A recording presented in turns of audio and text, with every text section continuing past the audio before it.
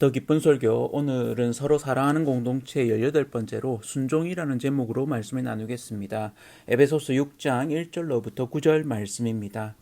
바울은 성령의 지배를 받을 때 일어나는 변화로서 피차 복종하는 관계가 됨을 말했습니다. 그 결과로 구체적인 예시로 부부관계가 서로 복종하는 관계, 히포타소, 헬라어로 히포타소, 자발적인 복종이라고 말했습니다. 부부가 상호 복종할 때는 사랑하는 마음에서 자발적인 헌신으로 복종하는 것이죠. 아내는 남편에게 헌신하고 존경하는 것, 남편은 아내를 자기 몸처럼 사랑하는 것, 그리스도가 자기 몸을 주어 교회를 사랑한 것처럼. 오늘은 자녀와 부모, 종과 상전의 관계에 대해 다루어 보겠습니다. 한마디로 한다면 순종이라고 할 수 있겠습니다. 자녀는 부모에게 순종하라, 종은 상전에게 순종하라. 여기에 쓰인 순종이라는 단어는 복종하라는 단어보다 좀 더 강합니다. 한글의 뉘앙스로는 복종이 더 세게 느껴지잖아요. 그런데 헬라어 원어상으로는 복종은 자발적인 것이고 순종은 명령이 무조건 따르는 것을 말합니다.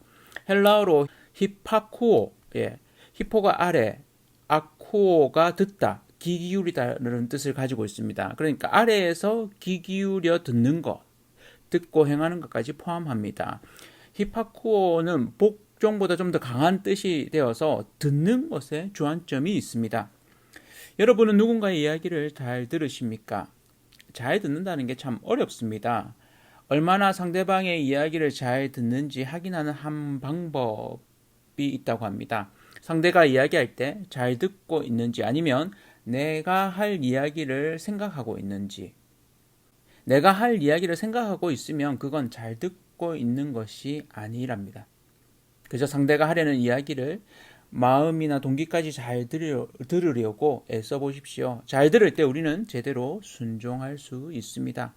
잘못 들어서 엉뚱한 것을 가져다 주기도 하죠. 내가 생각하는 것으로 미리 판단해서 상대가 하는 이야기를 끝까지 듣지 않고 내 판단으로 잘못된 행동을 하기도 합니다. 물을 가져다 달라는데 물을 가져다 준다든지 문을 열어두라고 했는데 닫아버린다든지. 제가 그랬습니다. 자녀는 부모에게 순종하라고 명합니다. 에베소서 6장 1절이죠. 자녀들아 주 안에서 너희 부모에게 순종하라. 이것이 옳으니라. 자녀들이 부모에게 순종하는 것, 어느 시대나 어느 나라나 문화든 간에 그것은 옳다고 여겨집니다. 성경에서는 한 가지 단서가 붙습니다. 주 안에서. 주 안에서 너희 부모에게 순종하라고 명령합니다. 주님이 기뻐하시는 일을 감당하라는 것이죠. 그렇지 않으면 순종하지 않아도 된다는 말이 됩니다. 사람을 죽이라든지 악을 행하라고 한다면 그건 아니죠. 순종할 일이 아닌 것입니다. 순종할 일이 아닌데 순종해서는 안 되겠죠. 주 안에서 순종하십시오. 그리고는 공경하라고 말합니다. 에베소서 6장 2절 3절인데요. 내 아버지와 어머니를 공경하라. 이것은 약속이 있는 첫 계명이니 이로써 내가 잘되고 땅에서 장수하리라. 아버지와 어머니를 공경하라. 공경하는 건 순종하는 것보다 더 넓은 차원입니다. 마음이 담기는 것이죠. 공경하지 않으면서 순종하기도 합니다. 이빨 깎 깨물고 순종하기도 하죠. 나이가 좀 더 들면, 법적 성인이 되면 듣나 봐라 하면서 말이죠. 그러지 마십시오. 공경하는 건 마음이 있는 겁니다. 자녀된 여러분들은 부모를 공경함으로 순종하십시오. 그렇게 부모를 공경하는 것은 10계명의 5계명에 있습니다. 히브리인들은 10계명의 돌판을 1계명부터 5계명을 한 판, 6계명부터 10계명을 한 판으로 여깁니다. 우리는 소위 1계명부터 4계명 하나님에 대한 명령, 5계명부터 10계명을 사람에 대한 명령으로 여기는데 히브리인들은 오히려 5계명을 하나님께 속한 것으로 이해하고 있습니다. 하나님 편 돌판의 마지막에 있는 내용이라는 것이죠. 놀랍지 않습니까? 그것은 약속이 있는 첫 계명이 됩니다. 출애굽기 20장 12절에 보면 내 부모를 공경하라. 그리하면 내 하나님 여호와가 내게 준 땅에서 내 생명이 길리라. 그렇습니다. 하나님이 10계명 중에 처음으로 약속을 하신 계명입니다. 물론 이 계명에도 약속이 있는 것처럼 보이지만 유심히 보면 하나님이 어떤 분이신가에 대한 상세 설명입니다.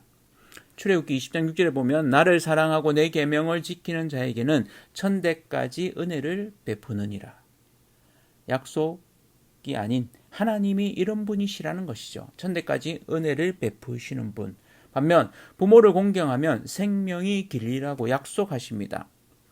같은 말씀을 적고 있는 신명기 5장 16절을 보면 너는 내 하나님 여호와께서 명령한 대로 내 부모를 공경하라. 그리하면 내 하나님 여호와가 내게 준 땅에서 내 생명이 길고 복을 누리리라. 아멘.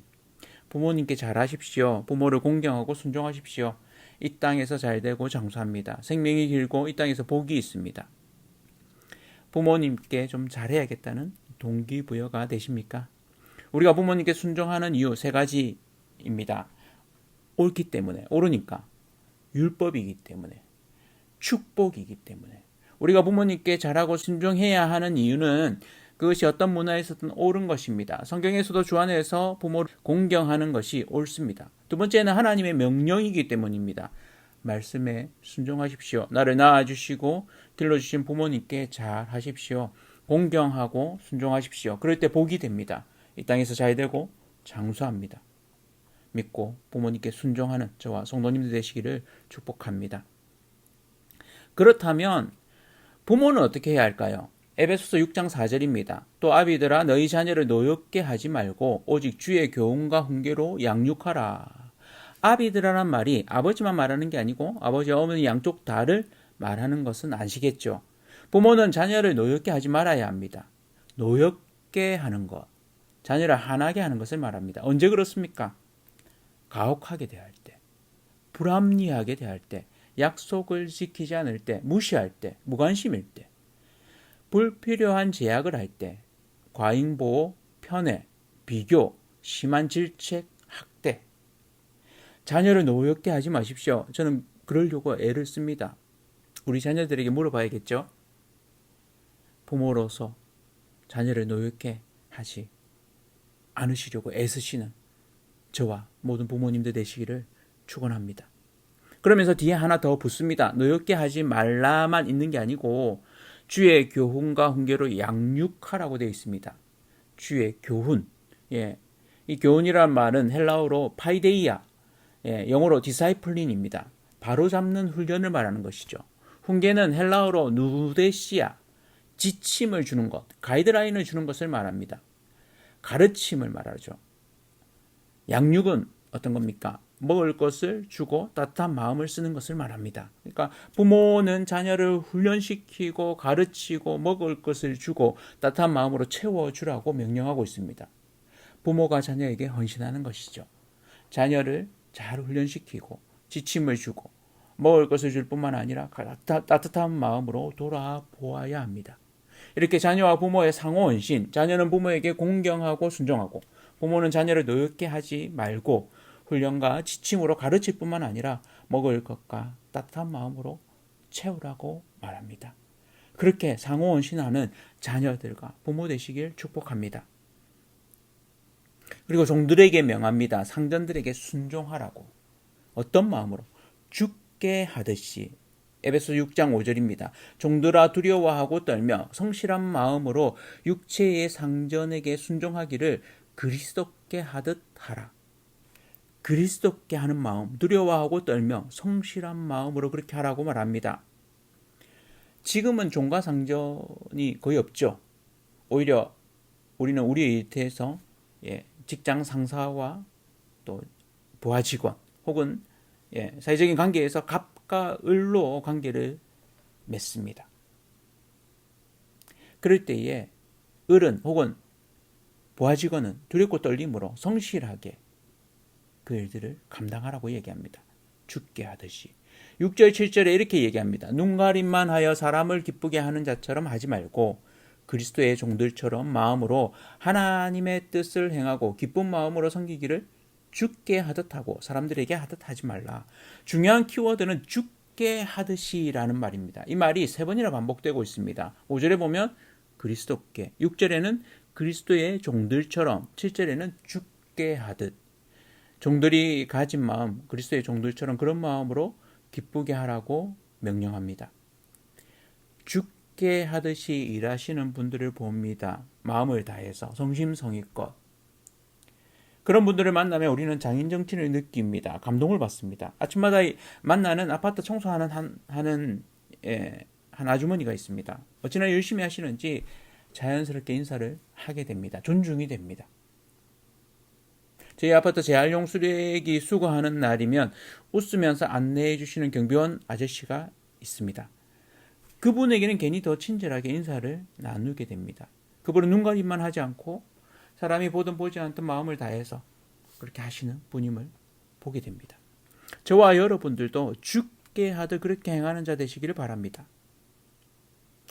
종인데 기쁘게 하나님의 뜻을 행하고 사람들에게 하듯 하지 말고 죽게 하듯 행하라고 명령합니다. 그것이 새로운 사회로서 이 땅의 교회됨을 또 하나님의 나라를 만들어가는 구체적인 실천이라는 것입니다. 명령 가운데 종과 상전을 수평적인 관계로 대하고 있지 않다는 것을 느끼십니까? 바울이 노예제 자체를 폐지하도록 자극하거나 저항하고 있지는 않습니다. 그러나 바울은 종과 상전을 같은 형제로서 대하고 있습니다. 그것을 알 수 있는 다른 성경이 빌레몬서에 보면 종인 오네시모를 형제로 대하라고 말합니다. 빌레몬서 1장 16절에 보면 이후로는 종과 같이 대하지 아니하고 종 이상으로 곧 사랑받는 형제로 둘지라. 내게 특별히 그러하거든 하물며 육신과 주 안에서 상관된 내게랴. 그리고는 그 뒤에 빚진 것이 있으면 내가 계산하겠다는 말까지 합니다. 감옥에서 낳은 영적 아들 오네시모를 형제로 동력자로 여기는 바울의 모습을 볼 수 있습니다. 왜 바울은 노예제 폐지까지는 주장하지 않았을까요? 의문이 들기도 합니다. 그러나 당시로서는 노예제가 너무 당연하게 여겨지고 있던 사회였고 그럼에도 한편으로는 노예 중에 많은 수가 자유인으로 해방되는 일들이 많았다고 합니다. 노예를 존중하는 문화들이 생겨나기 시작했기 때문에. 그러면서도 바울은 본질적인 부분에서 노예의 인권을 존중하고 형제로 여기고 있습니다. 물론 이러고도 근 1900년이 지나서야 미국에서 완전히 노예제가 폐지되게 됩니다. 인간의 변화라는 것이 얼마나 오래 걸리는지를 보게 되죠. 바울은 영적인 원리까지도 말합니다. 종은 상전에게 선을 행해야 하는 이유를 말합니다. 단순히 상전에게서 상을 받기 위해서가 아닌 하늘의 하나님으로부터 상급을, 보상을, 축복을 기대하기 때문이라고 말하죠. 에베소 6장 8절입니다. 이는 각 사람이 무슨 선을 행하든지 종이나 자유인이나 주께로부터 그대로 받을 줄을 알미라. 우리의 믿음입니다. 우리가 선을 행하는 이유, 주의 보상을 받습니다. 당장의 보상이 오기도 하지만 그렇지 않을지라도 하나님은 기억하시고 우리가 주께로부터 그것을 그대로 받을 것을 믿기 때문입니다. 믿음의 가정들에게 더욱 선을 행해야 하겠죠. 갈라디아서 6장 10절에는 이렇게 말합니다. 그러므로 우리는 기에 있는 대로 모든 이에게 착한 일을 하되 더욱 믿음의 가정들에게 할지니라. 기에 있는 대로 선으로 행하십시오. 하나님이 갚으십니다. 소위 말하는 착하게 사십시오. 하나님이 아시고 갚아주십니다. 심지어 사람들도 압니다. 그렇다면 상전들은 어떻게 상호 헌신해야 할까요? 에베소서 6장 9절입니다. 상전들아 너희도 그들에게 이와 같이 위협을 그치라. 이는 그들과 너희의 상전이 하늘에 계시고 그에게는 사람을 외모로 취하는 일이 없는 줄 너희가 알미라. 아멘. 너희도 종들에게 선을 행하라고 말하고 있습니다. 위협하지 말라고 말합니다. 상사들은, 갑은 엄포를 놓거나 겁박하거나 협박하지 말라는 것이죠. 왜요? 우리 위에 더 큰 상전이 계시기 때문입니다. 하늘의 상전, 우리를 보시고 심판하실 하나님이 계시기 때문입니다. 코람데오의 정신, 그분은 사람을 외모로 취하지 않으시고 중심을 보시는 분이십니다. 상전들이 종에게 위협을 그치고 선을 행해야 하는 이유, 하나님이 지켜보시고 계시기 때문입니다. 어떻습니까? 이 말씀은 어떤 의미에서 현대사회에서는 갑을 관계로도 읽혀질 수 있습니다. 어른 갑에게 죽게 하듯 눈가림, 영어 표현으로 아이 서비스 하지 말라고 말합니다. 갑은 을에게 선으로 행하되 위협하지 말라고 합니다. 협박하지 말라고, 갑질하지 말라고 말합니다. 하나님이 다 지켜보시기 때문에. 우리는 때로는 갑의 위치, 때로는 을의 위치에 위치합니다. 그럴 때에 잘 행해야 합니다. 어떤 위치에 있든지 간에 우리는 죽게 하던 눈가림만으로 사람에게 보이듯이 사람이 보이는 데서만 잘하는 것처럼 하지 말라는 것이죠. 중심으로 하나님의 뜻을 행하는 그리스도의 종들처럼 행하시는 저와 성도님들 되기를 바랍니다. 자녀로서 부모를 공경하고 순종하십시오. 그것이 잘하는 것입니다. 그렇게 행할 때 이 땅에서 잘 되고 생명이 깁니다. 자녀를 노엽게 하지 말고 주 안에서 훈련하고 지침을 주고 가르치고 잘 먹이고 따뜻하게 대하십시오. 종으로서 상전에게 죽게 하듯 두렵고 떨림으로 성실함으로 하십시오. 눈과 어림으로 사람에게 하듯 하지 말고 그리스도의 종들처럼 하나님의 뜻을 행하고 기쁜 마음으로 선을 행하십시오. 상전은 종에게, 상사는 부하 직원에게 선으로 행하고 위협하지 마십시오. 주님이 다 지켜보고 계십니다.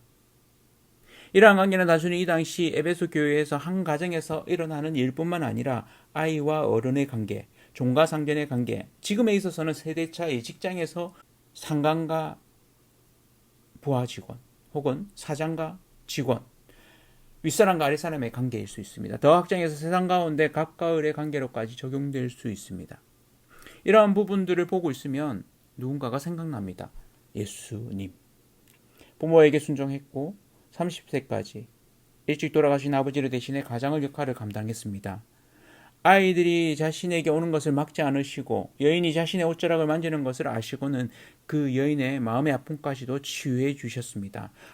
로마 군인이 되었던 니고데모와 같은 관리가 되었던 십자가에 달린 강도까지도 예수님은 그들을 함부로 대하지 않으시고 선으로 그들을 대하셨습니다. 그리고 그들에게 헌신하셨습니다. 이 땅에서 하나님의 새로운 사회로서 교회를 이루어감에 있어서 그 시작이 되는 가정에서, 일터에서, 우리의 일상관계 가운데 이 말씀에 순종하십시오. 자녀로서, 종으로서, 을로서 우리가 죽게 하듯 순종하십시오. 부모로서, 상전으로서도 우리는 우리의 역할을 감당하고 우리 위에 계신 하나님이 우리를 지켜보고 계심을 기억하십시오. 그럴 때에 우리의 삶은 하나님의 새로운 사회가 우리의 일상 가운데 누려질 것입니다. 그런 면에서 우리가 순종하는 공동체로 나아갈 때 순종해야 할 것 세 가지는, 첫째는 하나님입니다. 둘째는 말씀입니다. 셋째는 영혼 사랑입니다. 우리 교회가 새롭게 체질을 바꾸고 하나님이 기뻐하시는 교회로 나아가기를 원합니다. 이를 위해 서로 헌신하는 저와 우리 성도님들 다 되시길 축복합니다.